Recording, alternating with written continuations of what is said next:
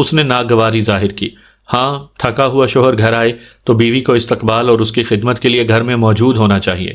بے ساختہ کبیر دادا کے لبوں سے پھسلا، کیا ساری بیویاں ایسی ہی ہوتی ہیں؟ پتہ نہیں، تناوش نے نفی میں سر ہلایا، مگر محبت کرنے والی ایسی ہی ہوتی ہیں۔ اب جاؤں؟ کبیر دادا اور کچھ نہیں کہہ پایا تھا۔ وہ اداسی بھرے لہجے میں بولی، اس بات کا جواب میں کبھی اس بات میں نہیں دے سکتی۔ بے وقوف، سر جھٹکتے ہوئے وہ دروازے کی طرف مڑا، مگر دروازے کے قریب رکتے ہوئے پیچھے مڑا جیسے کوئی بات یاد آ گئی ہو۔ کسی وقت عظیم کو ساتھ لے جا کر اپنے لیے شاپنگ کر لینا، کوئی ڈھنگ کا موبائل فون بھی خرید لینا۔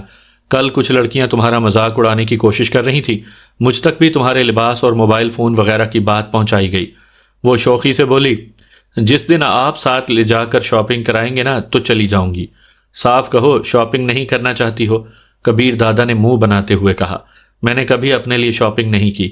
تو میں نے کب کہا کہ شاپنگ پر جانے کے لیے مری جا رہی ہوں؟